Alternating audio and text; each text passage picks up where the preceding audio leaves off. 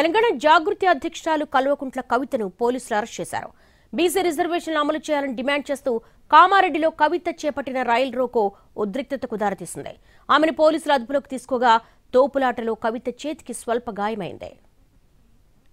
కామారెడ్డి పోలీసులను పరుగులు పెట్టించారు తెలంగాణ జాగృతి అధ్యక్షురాలు కల్వకుంట్ల కవిత.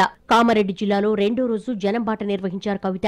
కాంగ్రెస్ సర్కారుపై నిప్పులు చెరిగారు. ముఖ్యమంత్రి రేవంత్ రెడ్డి బీసీ ద్రోహి అని ఆరోపించారు కవిత. బీసీ రిజర్వేషన్ల విషయంలో మొదటి ద్రోహి బీజేపీ అయితే రెండో ద్రోహి కాంగ్రెస్ అంటూ తీవ్ర స్థాయిలో విరుచుకుపడ్డారు. అనంతరం మహాత్మా జ్యోతిరావు పూలే వర్ధంతి సందర్భంగా ఆయన చిత్రపటానికి పూలమాల వేసి నివాళులర్పించారు. ఆ వెంటనే అశోక్ నగర్ రైల్వే గేటు వద్ద మెరుపు ధర్నాకు దిగారు కవిత. రైలు పట్టాలపై బైఠాయించారు. బీసీలకు 42% రిజర్వేషన్లు కల్పించాలని డిమాండ్ చేస్తూ రైలు రోకో చేపట్టారు. ఊహించని రీతిలో రైలు రోకోకు పిలుపునిచ్చారు కవిత. దాంతో పోలీసులు ఉరుకులు పరుగులు పెట్టారు. దేవగిరి ఎక్స్ప్రెస్ ను అధికారులు నిలిపేశారు. సుమారు అరగంట పాటు ఆందోళన కొనసాగించారు. పోలీసులు కవితను బలవంతంగా లాక్కెళ్లారు. ఈ క్రమంలో పోలీసులు జాగృతి కార్యకర్తల మధ్య తోపులాట జరిగింది. ఈ పెనుగులాటలో కవిత చేతికి స్వల్పంగా గాయమైంది. దీంతో పరిస్థితి ఒక్కసారిగా ఉద్రిక్తంగా మారింది.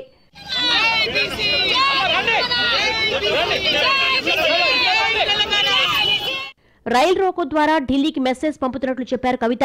బీజేపీ దిగి రావాలి, బీజేపీ ఎంపీలు రాజీనామా చేయాలని ఆమె డిమాండ్ చేశారు. బీసీలకు ఇవ్వాల్సిన రిజర్వేషన్లు ఇవ్వలేని పక్షంలో ఆందోళనలు తీవ్రతరం చేస్తామని హెచ్చరించారు. రాష్ట్రపతి, గవర్నర్ దగ్గర ఉన్న బిల్లులకు బీజేపీ అడ్డుపడొద్దని కోరారు. బీసీలకు 42% రిజర్వేషన్లు సాధించే వరకు పోరాటం కొనసాగిస్తామన్నారు కవిత. బీసీలకు న్యాయం చేయాలనే ఉద్దేశం కాంగ్రెస్ కు లేదన్నారు కవిత.